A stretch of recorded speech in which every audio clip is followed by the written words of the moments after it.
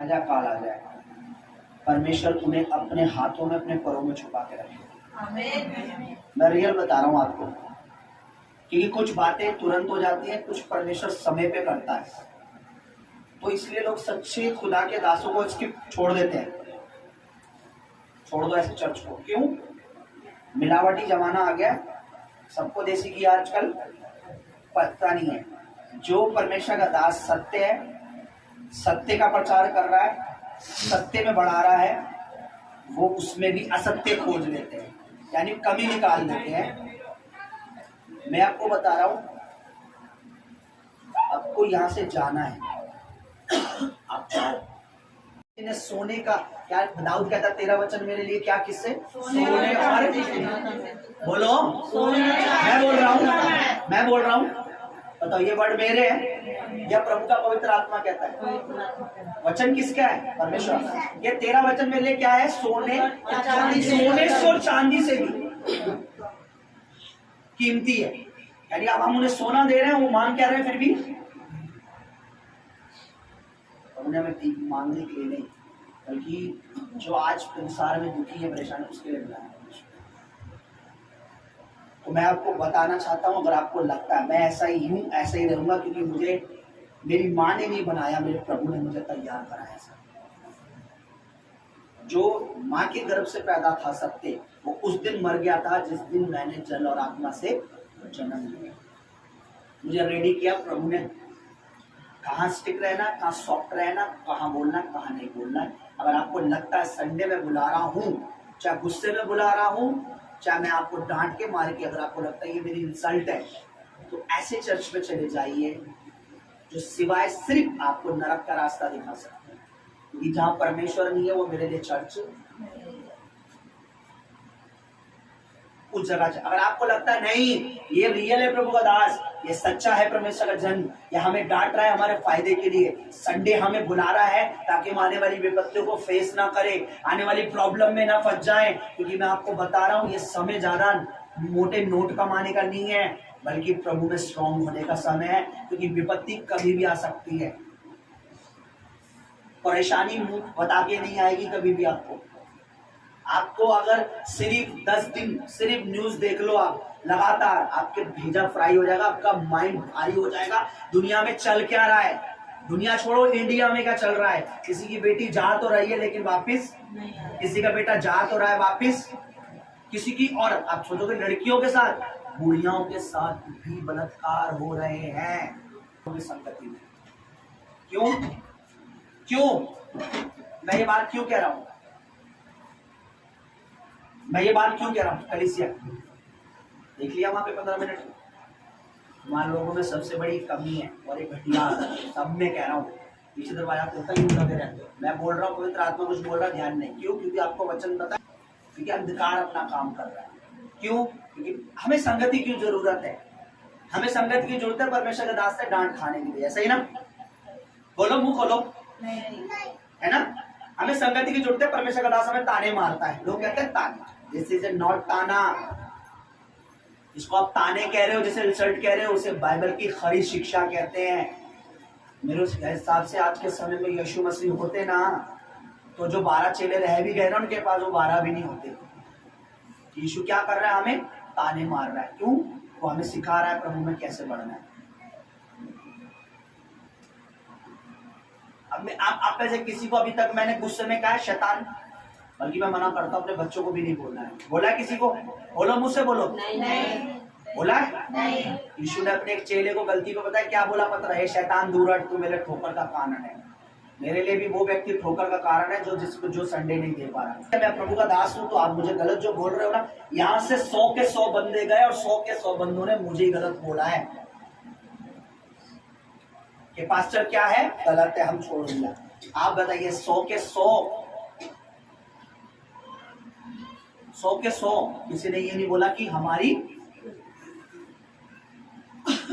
अच्छा मुझे बताइए, परमेश्वर के मैं झूठ बोलूं, आप दुष्ट आत्माओं को इनवाइट कर रहे हो। प्रभु ने कहा दुगने आदर, आप दुगना तो छोड़ो, वो भी नहीं कर रहे जो करना चाहिए। मैं ऐसा बात नहीं हूं, अरे हर टाइम हो गया, 7:30 बज गए, चलो आराधना करते। नो, मेरे को आप नहीं भी होगे, आप चले जाओ, हम मैं अपनी मिसिस के साथ आराधना कर लूंगा, प्रभु की मेज में भी बैठ जाऊंगा, हम अकेले में बहुत अच्छी दुआ कर लेते हैं।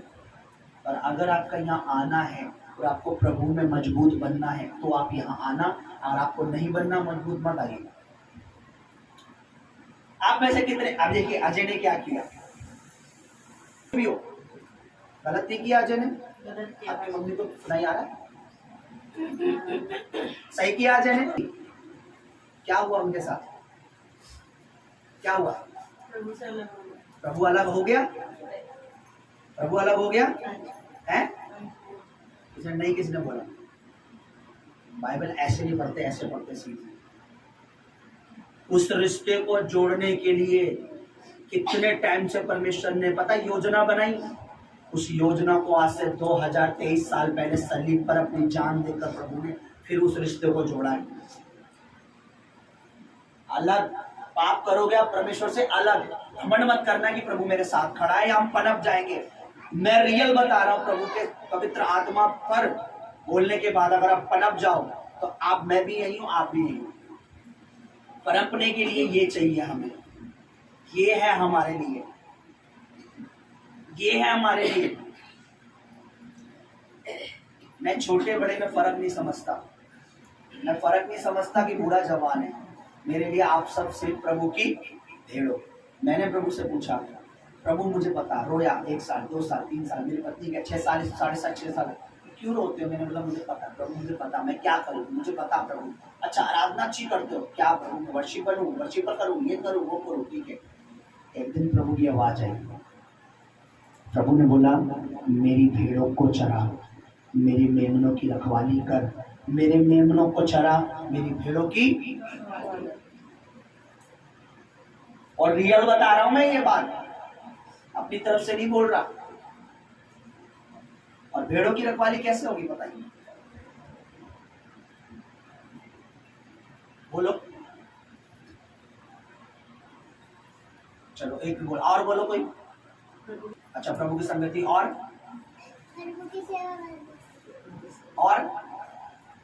बोलो बोलो, कोई नहीं, बच्चे भी बोलो, कोई दिक्कत नहीं। छाया में ठिकाना मिलता है, प्रभु हमारे ऊपर, प्रभु का हाथ हमारे जीवन में रहता है, प्रभु की सुरक्षा हमारे।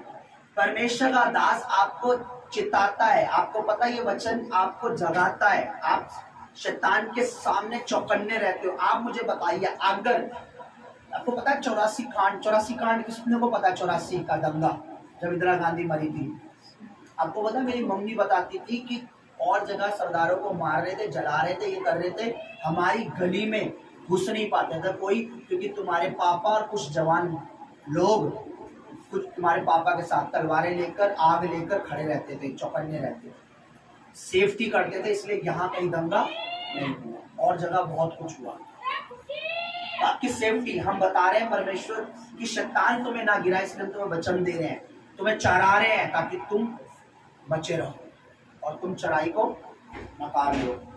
ऐसा मत करो, ऐसा मत करो। ओके, जो बात बोली जाती है वो सब पूरी होती है। और लेक्चर अच्छे अच्छे दे रहे हैं,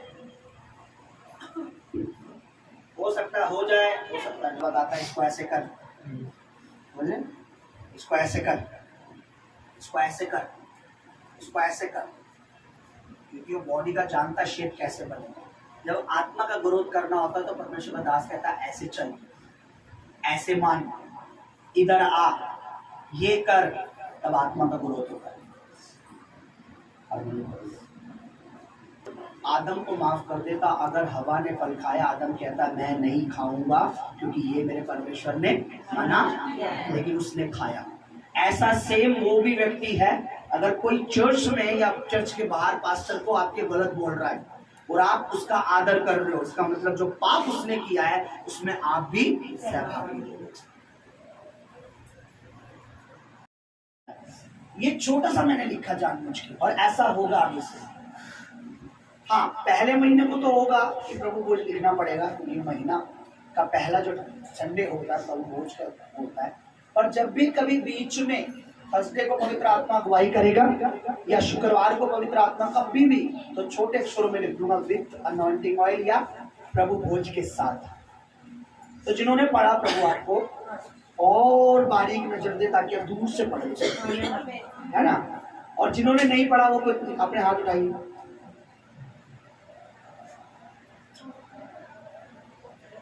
देखिए ये तुम लोगों ने बहाना बना लिया। आप उनको भी दिखाना है जो कुछ डलता है। अगर ये गलत बात है, इनके पास फोन नहीं है, मेरे पास है, तो आपके पास है, जो डल रहा है वो दिखाना है कि आज परमेश्वर के दास ने आप कुछ नया डाला है, कुछ डाला है, कुछ लिख के डाला है, कुछ बेहतर डाला है, कुछ ये डाला है, कुछ वो डाला है। ये बहाना मत कीजिए प्लीज। दोबारा मुझे कोई ना बोले पास्टर जी मेरे पास फोन था, मेरी बहन के पास नहीं था। उसको दिखाना दीजिए, देखो क्या लिखा है। अगर उसको पढ़ना नहीं आता, पढ़ के बताना दीजिए क्या लिखा है। ठीक है, प्रभु आपको आशीष दे। प्रभु ने मेरी आत्मा में डाला और ये बात सत्य है, आप मानो या ना मानो।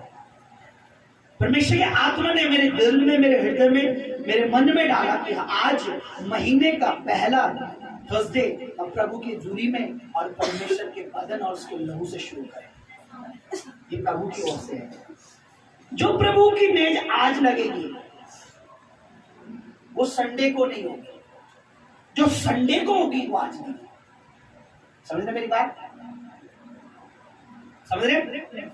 आप अपने घर में खाना बनाते हैं, कितनी बहनें अपने घर में स्वयं खाना बनाते हैं और कितने अपने पतियों से बनवाती हैं?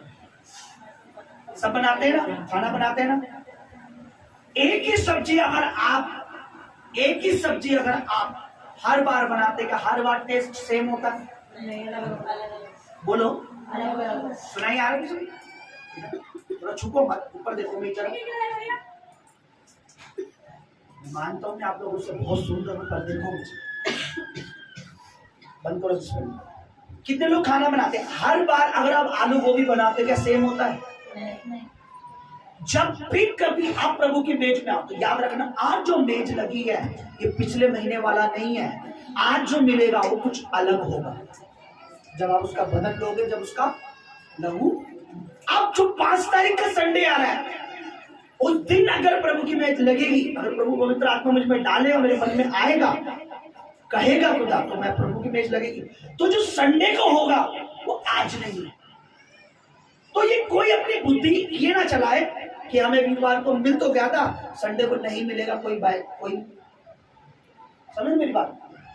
कि जैसे आप पूरी जिंदगी आलू गोभी की सब्जी बनाई है और हमेशा सेम, तो हमेशा जब भी आप प्रभु भोज लोगे उस दिन कुछ विशेष अभिषेक, कुछ विशेष सामर्थ्य, कुछ विशेष बंधन टूटेंगे, कुछ विशेष बातें हमारे शरीर में, प्राण में, आत्मा में होगी। आमीन। तो आप कोई भी प्रभु की मेज का दिन मिस नहीं कर सकते। ये नहीं कि मुझे शाम को मिलता है तो मुझे संडे आने की जरूरत, ये गलत है।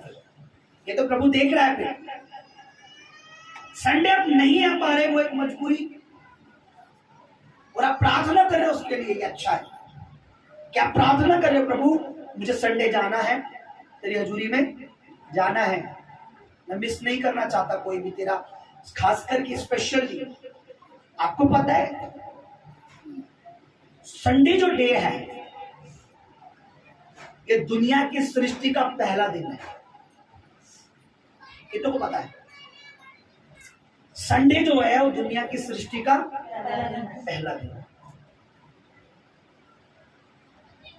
संडे जो है ये दुनिया की पहली सृष्टि जिस दिन हुई वो दिन नहीं है।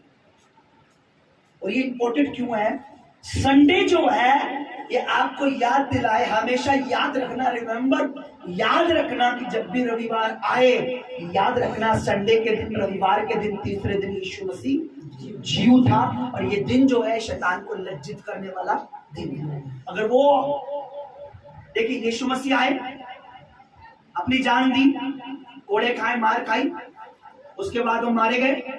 उसके बाद क्या हुआ बताइए? मरने के बाद क्या हुआ? मरने के बाद जी उठे। मरने के बाद क्या हुआ? जब उन्होंने अपने प्राण दिए उसके बाद क्या हुआ? बाइबल से भारी घूम रहे हो आप लोग। देखा वो उन्होंने दुख उठाया, संसार में है, दुख उठाया, कोड़े खाए, कील खाए, जो भी मार खाई, मारे गए, फिर कब्र में कब्र में। अगर वो मारे जाते, ठीक है, कोड़े भी खाए, कीले भी ठुकाए, सब कुछ, और वो कब्र में रखे गए, और अगर वो जी नहीं उठते, तो मैं और आप आज भी शैतान के गुलाम होते। ध्यान से सुनना मेरी बात, अपने कान खोलना, आत्मिक कान खोलना। बोला हालेलुया, धीरे बोल रहा हालेलुया। आपका आमीन और आपका हालेलुया शैतान को हिलाने वाला होना चाहिए। उसके पांव के ठकने जो है ना तब कपाने लगे, ऐसा होना चाहिए। हालेलुया। तो जो संडे, जो रविवार है, वो जी उठा। इसका पता क्या, अगर प्रभु आता, कोड़े खाता, मारा जाता और नहीं जी उठता, तो मैं और आप सारी जिंदगी शैतान के गुलाम रहते। लेकिन बाइबल में लिखा, वो मुर्दों में से तीसरे दिन उसने मौत को हरा दिया, ताकि हम मौत से ना डरे, शैतान से ना डरे। और आप उस दिन को इंपॉर्टेंट नहीं समझ रहे, आप रविवार के दिन संगति नहीं कर रहे, इसका मतलब अभी भी शैतान आपके जीवन में कुछ चीजें मरी हुई सी देख रहा है, आपका विश्वास मरा हुआ सा देख रहा है। मैं सच बताऊं, ये मुझे कहते हुए कोई अचंभा नहीं हुआ। जिन लोगों का फेथ, विश्वास अब तक मरा हुआ है, उनके लिए संडे प्रभु यीशु मसीह अब तक जी, उनके लिए संडे का महत्व कुछ नहीं। जिनका फेथ, जिनका विश्वास प्रभु में जिंदा है, उनको पता है जिस दिन मेरा प्रभु जी उठा, उस दिन मुझे संगति करनी है। मुझे रविवार को संगति करनी ही करनी, क्योंकि मेरा प्रभु जी उठा, मेरा विश्वास जिंदा है, मैं भी मरे हुए सा रहना नहीं चाहता। बोलो हालेलुया, प्रेज़ द लॉर्ड, बोलो हालेलुया। मेरा विश्वास क्या है, मेरा प्रभु क्या है, मैं कहाँ होने चाहिए, प्रभु के जी उठने वाले दिन में प्रभु की भक्ति करता होना चाहिए। अगर मैं और आप रविवार को इकट्ठा होते हैं, तो मैं आपको सच बता रहा हूं, उस दिन कहीं आग लग रही होती है, कहीं तड़प हो रही होती है, क्योंकि जिस दिन में हम परमेश्वर की भक्ति करते हैं, वो दिन शैतान को लज्जित करता है, क्योंकि इनका यीशु जिंदा है और शैतान क्या है, और जब आप उसी दिन को नहीं आते जिस दिन आपका प्रभु जी उठा, तो यीशु तो जिंदा है पर आप शर्मिंदा है, क्योंकि आपको पता ही नहीं संडे का महत्व। मुझे बताइए, वो कोई और दिन भी तो उठ सकता था, वो शनिवार को भी तो उठ सकता था, बुधवार को भी उठ सकता था। मुझे बताइए,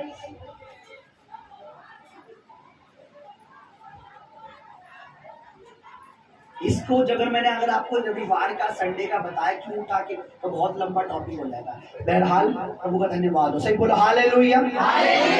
बोलो मेरा प्रभु जिंदा है, वो मुझे भी ना धीरे बोलते, मुझे सुनाई नहीं आ रहा। बोलो मेरा प्रभु जिंदा है, मेरा यीशु जिंदा है, तो मुझे भी, मेरे विश्वास को भी मरने ना देगा, यीशुआ के नाम।